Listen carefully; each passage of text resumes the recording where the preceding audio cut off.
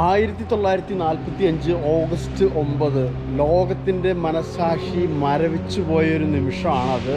രണ്ടാം ലോക മഹായുദ്ധത്തിൽ American army നാഗസാക്കിയിൽ atom bomb ഇട്ട ആ ദിവസമാണ് 1945 ഓഗസ്റ്റ് 9. സോ അന്ന് അവർ ആ ദൗത്യത്തിന് ഉപയോഗിച്ച റോക്ക് സ്കാർ എന്ന് പറയുന്ന ആ യുദ്ധവിമാനമാണ് നമ്മുടെ ഈ പുറയിൽ കാണുന്നത്.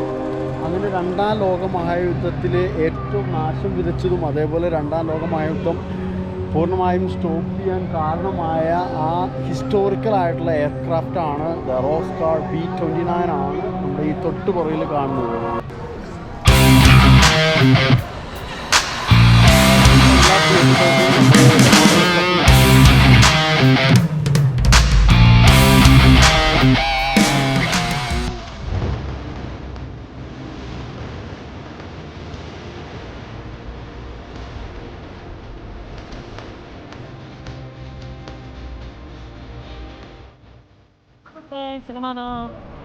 അപ്പോൾ നമ്മുടെ എല്ലാ പ്രിയപ്പെട്ടവർക്കും നമ്മുടെ ദ വണ്ടർലെസ് കപ്പിളിൻ്റെ പുതിയൊരു യാത്രാ വീഡിയോയിലേക്ക് സ്വാഗതം. വന്നിട്ട് വളരെ എക്സൈറ്റിംഗ് ആയിട്ടുള്ള ഒരു ട്രിപ്പുമായിട്ട് നമ്മൾ എത്തിയിരിക്കുന്നത് US-ലെ ഒഹായോ എന്ന് പറയുന്ന സ്റ്റേറ്റിലാണ്.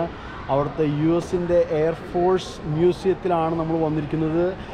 ഒരുപാട് എക്സൈറ്റിംഗ് കാഴ്ചകളാണ് നമ്മളെ കാത്തുനിന്നിരിക്കുന്നത്.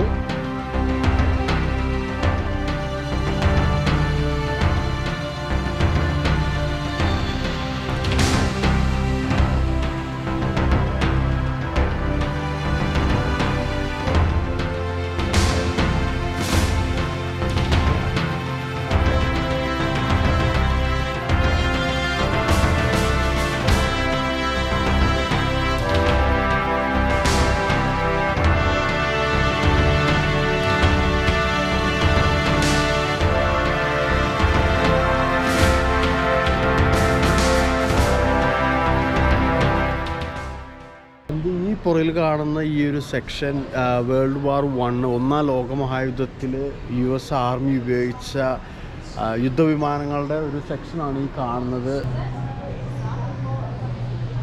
ഈ കാണുന്നത് ആക്ച്വലി ഇതൊരു ബോംബായിരുന്നു. മണ്ണ് കൊണ്ട് നിർമ്മിച്ചിട്ടുള്ള കെമിക്കലൊക്കെ ചേർത്തിട്ടുള്ള ഒരു ബോംബാണത്. ഒന്നാം ലോകമഹായുദ്ധത്തിൽ US ആർമി ഉപയോഗിച്ചൊരു ബോംബാണ് ഈ കാണുന്നത്.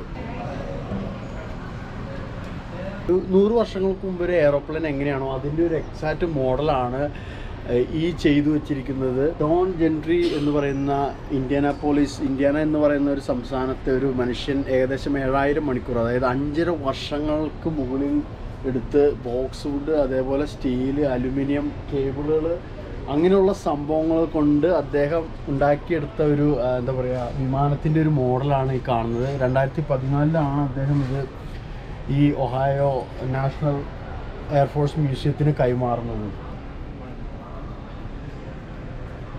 ഈ കാണുന്നത് ഒരു വിൻഡ് ടണലാണ്. അതായത് ഇതിൻ്റെ എയർ സ്പീഡ് കാലിബ്രേറ്റ് ചെയ്യാനും അതേപോലെ തന്നെ ഇതിൻ്റെ എയർ ഫോയിൽസ് ടെസ്റ്റ് ചെയ്യാനൊക്കെ ആയിട്ട് അന്ന് കാലത്ത്, അതായത് ഒരു 100 വർഷങ്ങൾക്കൊക്കെ മുമ്പ് അവർ കണ്ടെത്തിയൊരു ഉപകരണമാണ് വിൻഡ് ടണൽ എന്ന് പറയും. ഇതിൽ നിന്ന് ഏകദേശം മണിക്കൂറിൽ 750 കിലോമീറ്റർ സ്പീഡിലാണ് കാറ്റ് പുറത്തേക്ക് വന്നുകൊണ്ടിരിക്കുക.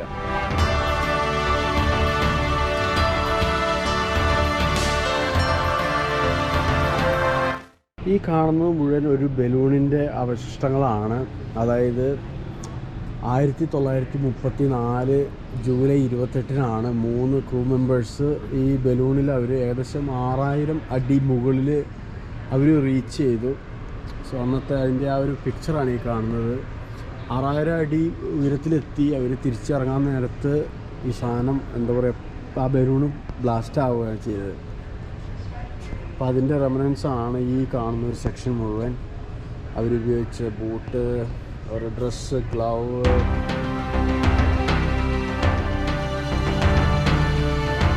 നമ്മുടെ പുറകിൽ ഈ കാണുന്ന ഈ ഒരു ടയറ്, ഇതിനൊരു റെക്കോർഡുണ്ട്. ലോകത്തിലെ ഏറ്റവും വലിയ ലാൻഡിങ് ടയറാണ് ഈ കാണുന്നത്. 1940 ഉപയോഗിച്ച ഒരു വിമാനത്തിൻ്റെ ലാൻഡിങ് ടയറാണ് ഈ കാണുന്നത്. തോന്നുന്നത് എൻ്റെ ഒരു എന്താ പറയുക പകുതി ഹൈറ്റുണ്ട് ഈ സാധനത്തിന്.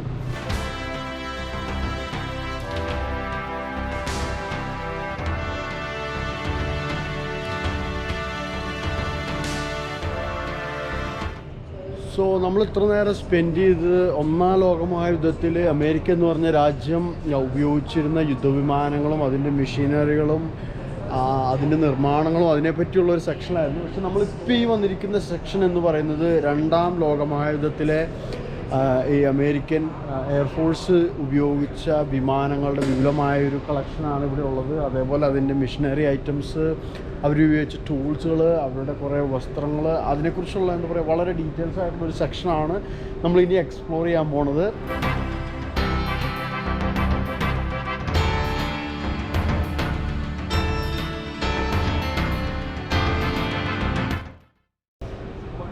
ഇത് ഡഗ്ലസ് B-18A എന്ന് പറയുന്ന ഒരു ബോംബർ ഫ്ലൈറ്റാണ്.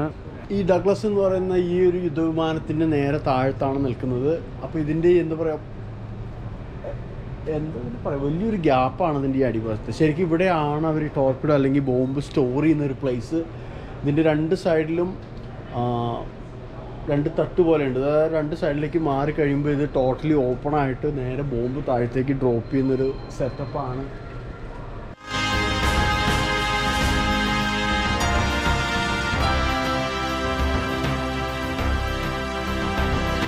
കാണുന്ന ഈ ബോൾ പോലൊരു സംഭവം, ഇത് ശരിക്ക് ഈ യുദ്ധവിമാനങ്ങളുടെ അടിയിൽ, എയർക്രാഫ്റ്റിൻ്റെ അടിയിലായിട്ട് അത് ഫിറ്റ് ചെയ്യും. എന്നിട്ട് അതിനകത്ത് ഒരു മനുഷ്യൻ ഇരിക്കും. അതായത് ശത്രുക്കൾക്ക് നേരെ നിറയൊഴിക്കാനായിട്ടുള്ളൊരു സെറ്റപ്പാണ് ഇതിനകത്ത്. എങ്ങനെ ഞാൻ നോക്കിയിട്ട് ഇതിനകത്ത് എങ്ങനെ ഒരു മനുഷ്യനെ ഇരിക്കുന്നു നോക്കിയിട്ട് എനിക്ക് എന്താ പറയുക അതിശയമാണ്. എന്നെക്കൊണ്ട് അതിനകത്ത് ഇരുന്ന് ജോലി ചെയ്യാൻ പറഞ്ഞു കഴിഞ്ഞാൽ നടക്കുന്നത് എനിക്ക് തോന്നുന്നില്ല. അതിൻ്റെ ഒരു പിക്ചർ അവരിവിടെ കൊടുത്തിട്ടുണ്ട്. അതിനകത്തൊരു മനുഷ്യനെ ഇരിക്കുന്ന ഒരു സെറ്റപ്പ് അത് ഇങ്ങനെയാണ്. ഏകദേശം 500 കിലോ തൂക്കം വരുന്ന ഒരു ബോംബാണ് ഈ കാണുന്നത്.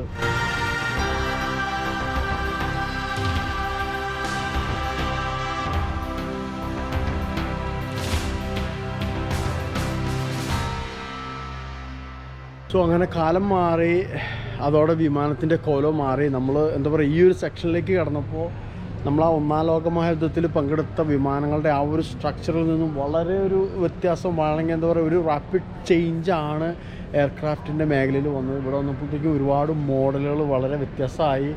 അത്യാവശ്യം ഫ്രണ്ടിൽ ഗ്ലാസ്സായി, നല്ല എന്താ പറയുക കുറച്ചും കൂടി ഗ്ലാമർ, ഹാൻസം ചുള്ളന്മാരാണ് ഇവിടെ ഉള്ളത്. സോ ഇത് വളരെ ഫേമസ് ആയിട്ടുള്ള ഒരു അമേരിക്കയുടെ ഒരു ഐക്കോണിക് ആയിട്ടുള്ള ഒരു യുദ്ധവിമാനമാണ് ഈ കാണുന്നത്. മെംഫിസ് ബെല്ലെ എന്ന് പറയുന്ന ഒരു യുദ്ധവിമാനമാണ്. 4 പ്രൊപ്പല്ലറായിട്ടുള്ള വളരെ എന്താ പറയുക മാസീവായിട്ടുള്ള ഒരു യുദ്ധവിമാനമാണ് ഈ കാണുന്നത്.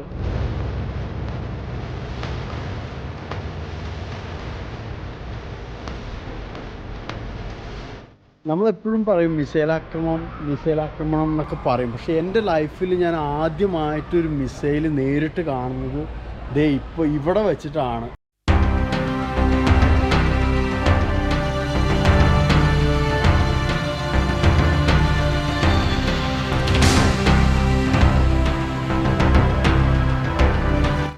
1945 ഓഗസ്റ്റ് 9 ലോകത്തിൻ്റെ മനസ്സാക്ഷി മരവിച്ചു പോയൊരു നിമിഷമാണത്. രണ്ടാം ലോകമഹായുദ്ധത്തിൽ അമേരിക്കൻ ആർമി നാഗസാക്കിയിൽ ആറ്റം ബോംബ് ഇട്ട ആ ദിവസമാണ് 1945 ഓഗസ്റ്റ് 9. സോ അന്ന് അവർ ആ ദൗത്യത്തിന് ഉപയോഗിച്ച റോക്ക് സ്കാർ എന്ന് പറയുന്ന ആ യുദ്ധവിമാനമാണ് നമ്മുടെ ഈ പുറയിൽ കാണുന്നത്.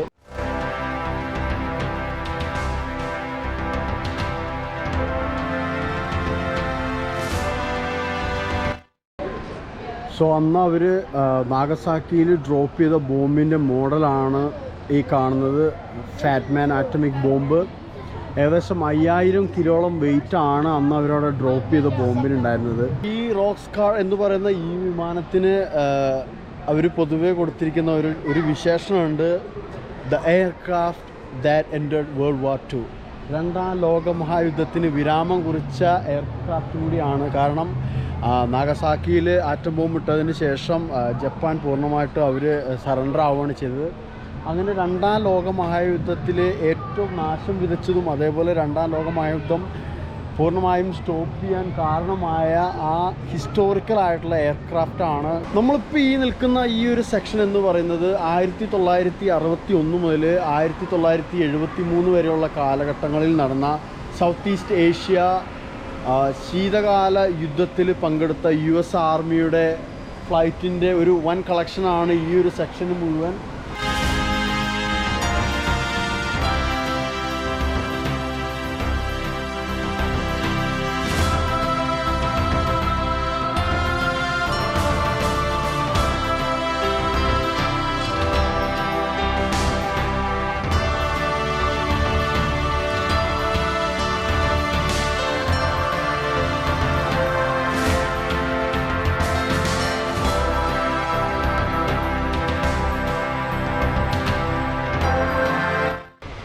ഒരു യുദ്ധവിമാനത്തിൽ ഒരു പൈലറ്റ് ഇരിക്കുന്ന ഒരു പ്ലേസാണ് ഈ കാണുന്നത്. എന്താ പറയുക, വളരെ തിങ്ങി ഞെരുങ്ങി അമർന്നൊക്കെ വേണം ഇതിനകത്ത് ഇരിക്കാൻ. ലാവിഷായിട്ടുള്ള ഒരു ഇരിപ്പൊന്നും നടക്കുന്നില്ല. കാരണം ഈ ഒരു സ്പേസാണ് ഇതിലാകെ ഉള്ളത്. എന്താ പറയുക, സ്റ്റഡി വടിയായിട്ട് ഇരിക്കുകയെന്ന് പറയാം. ഇതേ ഒരു ലിവറുണ്ട്, അതിന് പിടിച്ച് ഈ ഒരു പൊസിഷനിലാണ് ഇതിനകത്ത് ഇരിക്കാനായിട്ട്. ഒരുപാട് സ്പേസ് ഒന്നും ഇല്ല. സോ ഇതാണ് ഒരു എയർക്രാഫ്റ്റിൻ്റെ ഒക്കെ ഒരു സ്മോൾ ടൈപ്പ് എയർക്രാഫ്റ്റിൻ്റെ യുദ്ധവിമാനത്തിൻ്റെ ഒരു കോക്ക്പിറ്റിൻ്റെ ഒരു സെറ്റപ്പ് എന്ന് പറഞ്ഞാൽ ഇതാണ്.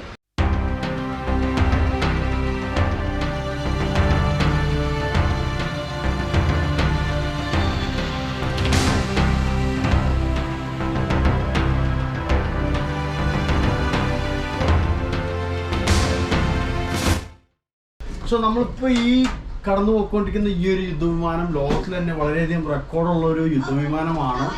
കൊറിയൻ യുദ്ധത്തിൽ മൊത്തം 2.5 മില്യൺ ബോംബ് ഡ്രോപ്പ് ചെയ്തിട്ടുള്ള ഒരു അഡാർ യുദ്ധവിമാനമാണ് ഈ കാണുന്നത്.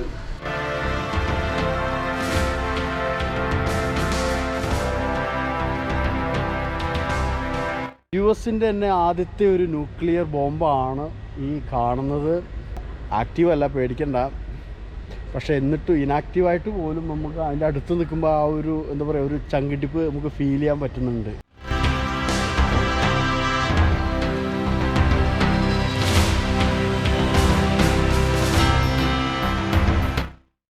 സോ നമ്മൾ ഈ ഒരു യുദ്ധവിമാനത്തിൻ്റെ താഴ്ഭാഗത്ത് കൂടെയാണ് ഇപ്പം നടന്നു പോയിക്കൊണ്ടിരിക്കുന്നത്. ഇപ്പോൾ ഇതിനകത്തെ സെറ്റപ്പുകൾ ഇതൊക്കെയാണ്. സോ ഇതിൻ്റെ ആ ഫ്ലൈറ്റിൻ്റെ ഉൾഭാഗമാണ് ഈ കാണുന്നത്. ഇതാണ് അതിൻ്റെ സൈഡിൽ ഫുള്ളും ബോംബുകൾ സെറ്റ് ചെയ്ത് വച്ചിരിക്കുകയാണ്. ഒരു മൊത്തത്തിലൊരു ഡാർക്ക് സീനാണ്. ആ മഞ്ഞ കളറിൽ കാണുന്നത് മുഴുവൻ ബോംബുകളാണ്. അതേപോലെ ഇതിൻ്റെ സൈഡിലുണ്ട്. ഇതൊക്കെ എന്താ പറയുക, ഒന്നല്ലെങ്കിൽ 2 പേര് മാത്രമേ ഓപ്പറേറ്റ് ചെയ്യുന്ന അവിടെ മാത്രമേ ഉണ്ടാവുള്ളൂ. പിന്നെ കംപ്ലീറ്റ് ഇതിനകത്ത് ഫുള്ള് ബോംബുകളും മിസൈലുകളും സെറ്റ് ചെയ്ത് വെച്ചിട്ട് ഡ്രോപ്പ് ചെയ്യാനായിട്ട് ഉപയോഗിക്കുന്ന മാസീവ് ഡിസ്ട്രക്ഷൻ സാധനങ്ങളാണ് ഈ കാണുന്നത് മുഴുവൻ.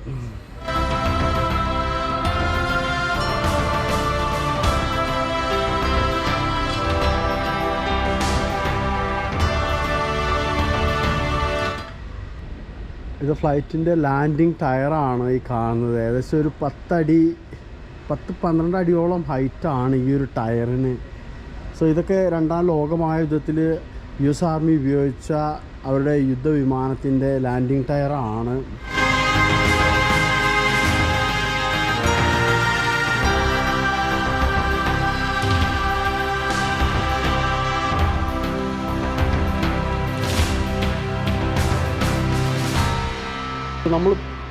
നമ്മൾ നിൽക്കുന്ന ഈ ഒരു സെക്ഷൻ എന്ന് പറഞ്ഞു കഴിഞ്ഞാൽ, ഒരു സൈഡിൽ ന്യൂക്ലിയർ വെപ്പൺ ക്യാരി ചെയ്യുന്ന മിസൈലുകളും മറു സൈഡിൽ റോക്കറ്റുകളാണ്. അതായത് എയർ സ്പേസിലേക്ക് ലോഞ്ച് ചെയ്യുന്ന റോക്കറ്റുകളാണ്.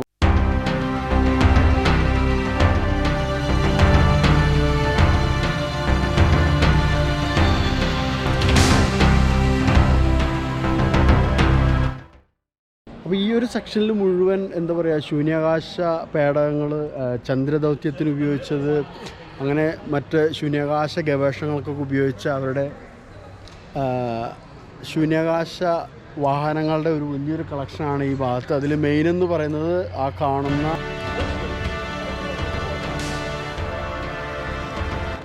വളരെ സക്സസ്ഫുള്ളായിട്ട് 4ാമത്തെ തവണ സക്സസ്ഫുള്ളായിട്ട് ചന്ദ്രദൗത്യത്തിന് ഉപയോഗിച്ച അപ്പോളോ 15 എന്ന് പറയുന്ന US-ൻ്റെ ശൂന്യാകാശ പേടകമാണ് ഈ കാണുന്നത്. ഒരു ശൂന്യാകാശ പേടകത്തിൻ്റെ ഒരു ഉൾസൈഡാണ്. മാക്സിമം 2 പേർക്കാണ് സീറ്റിംഗ് കപ്പാസിറ്റി. സോ ഇതിൽ ഇരുന്നിട്ടാണ് അവർ എന്താ പറയുക ചന്ദ്ര ദൗത്യം അങ്ങനെ മറ്റു സ്പേസിലെ ഓരോ ദൗത്യങ്ങൾക്കായിട്ടും പോകുന്നത്. സോ ഇതിൻ്റെ ഒരു ടോട്ടൽ സൈസ് എന്ന് പറഞ്ഞാൽ ഇത്രേ ഉള്ളൂ. ഇതാണ് ഒരു രക്ഷയില്ലാത്ത ഒരു അഡാറ് സാറ്റലൈറ്റാണ്. അത് ഈ കാണുന്നതാണ് ഒരു സാറ്റലൈറ്റാണ്. ഒരു രക്ഷയില്ല. ഇത് ശരിക്കും എന്താ പറയുക ഒരു 25 അടിയെങ്കിലും നീളം ഉണ്ടാവും, അതിൽ കൂടുതലുണ്ടാകുന്ന തോന്നുന്നു. ഒരു അഡാറ് സൈസ്. ഇതൊക്കെയാണ് സ്പേസിലേക്ക് ലോഞ്ച് ചെയ്യുന്ന സാറ്റലൈറ്റുകൾ. ഈ ഒരു സാറ്റലൈറ്റ് മെയിനായിട്ടും US-ൻ്റെ ഇൻ്റലിജൻസ് കാര്യങ്ങൾക്കായിട്ടും അതേപോലെ സ്പേസിൽ നിന്ന് പിക്ചർ എടുത്ത് ഭൂമിയിലേക്ക് അയക്കാനൊക്കെ ആയിട്ട് അവർ ഉപയോഗിച്ചിട്ടുള്ള ഒരു സാറ്റലൈറ്റാണ് ഈ കാണുന്നത്.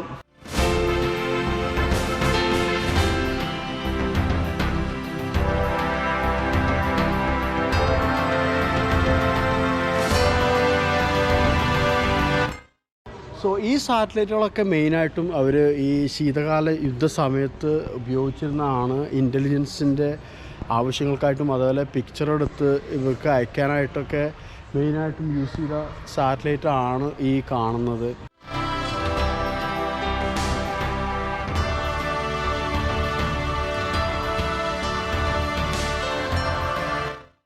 ഒരു റോക്കറ്റാണ് ഈ കാണുന്നത്. എൻ്റെ പൊന്നോ, ഒരു രക്ഷയില്ല. അത് എന്ത് പറയുക, കൊലമാസം എന്ന് പറഞ്ഞാൽ കൊലമാസമാണിത്.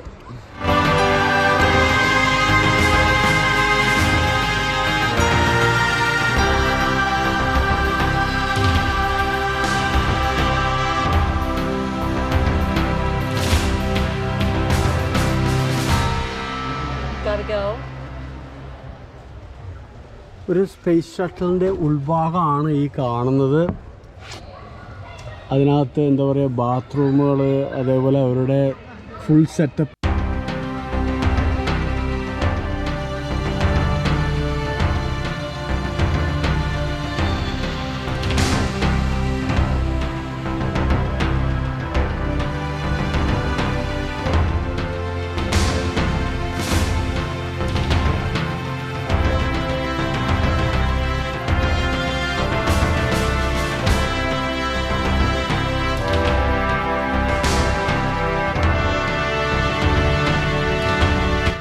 സോ ഈ ഒരു സെക്ഷനിൽ കാണുന്ന ഈ ഫ്ലൈറ്റ് മുഴുവൻ US-ൻ്റെ മാറി മാറി വന്ന ഭരണത്തലവന്മാർ, പ്രസിഡന്റ്മാർ മറ്റു രാജ്യങ്ങളിലേക്കും അതേപോലെ തന്നെ വിത്തിൻ ദ കൺട്രിയിൽ ട്രാവൽ ചെയ്യുമ്പോഴൊക്കെ യൂസ് ചെയ്തിരുന്ന ഫ്ലൈറ്റുകളാണ് ഈ ഒരു കാണുന്നത് മുഴുവൻ.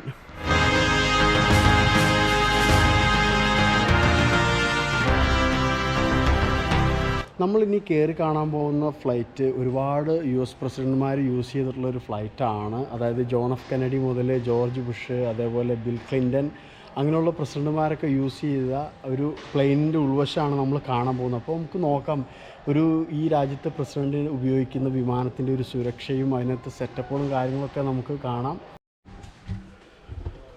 സോ ഇതാണ് അതിൻ്റെ കോക്പിറ്റ്.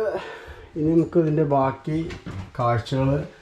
സോ പുറമേ നിന്ന് കാണുമ്പോൾ ഇത് അടാറൊരു ഫ്ലൈറ്റാണ്, പക്ഷേ ഇതിൻ്റെ ഉൾവശം വളരെ നാരോ ആയിട്ടാണ് ഇവർ സെറ്റപ്പ് ചെയ്തിരിക്കുന്നത്. ഇത് കമ്മ്യൂണിക്കേഷൻ്റെ ഒരു റൂമാണ് ഈ കാണുന്നത്. ചെറിയൊരു കിച്ചൺ സെറ്റപ്പുകളൊക്കെ ഉണ്ട്. ഇതുണ്ട്, നമുക്ക് ശരിക്കും നമുക്കിങ്ങനെ നിവർന്ന് വിരിഞ്ഞ് നിൽക്കാൻ പറ്റില്ല. അപ്പോൾ അങ്ങനെ അത്രയും നാരോ ആയിട്ടാണ് ഇതിനകത്ത് ഒരു സെറ്റപ്പ് അവർ ചെയ്തു വെച്ചിരിക്കുന്നത്.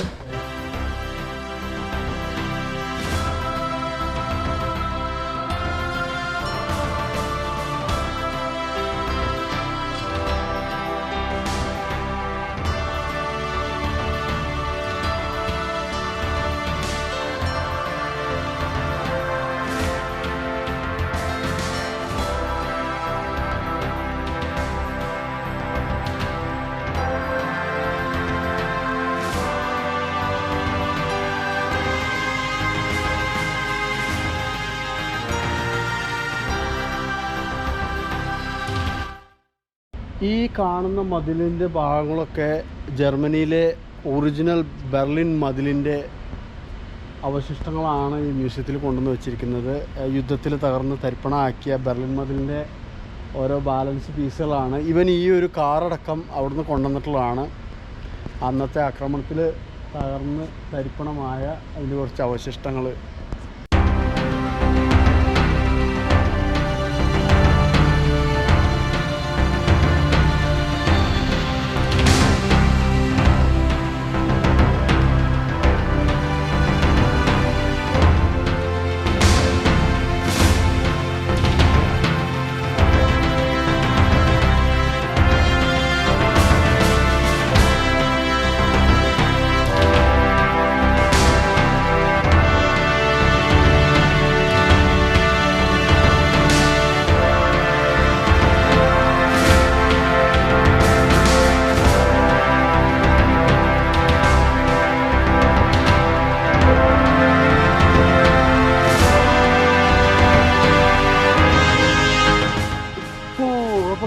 ഒരു രക്ഷയില്ല. ഇന്നത്തെ കിടുക്കാച്ചി ട്രിപ്പായിരുന്നു. അപ്പോൾ നമ്മൾ ഈ എയർഫോഴ്സിൻ്റെ നാഷണൽ മ്യൂസിയം അത്രയ്ക്കും എന്താ പറയുക എക്സ്പ്ലോർ ചെയ്ത് ശരിക്കും നമ്മൾ വണ്ടടിച്ചിരിക്കുകയാണ്. കാരണം താഴിൽ പഠിച്ച ഒരുപാട് കാര്യങ്ങൾ നമുക്കൊന്ന് കയ്യെത്തും ദൂരത്ത് നിന്ന് എക്സ്പ്ലോർ ചെയ്യാൻ പറ്റി. ഇപ്പോൾ നമ്മുടെ ഇന്നത്തെ ഈ US എയർഫോഴ്സിൻ്റെ നാഷണൽ മ്യൂസിയത്തിൽ ഈ ട്രിപ്പ് നിങ്ങൾക്ക് ഇഷ്ടമായെന്ന് വിചാരിക്കുന്നു.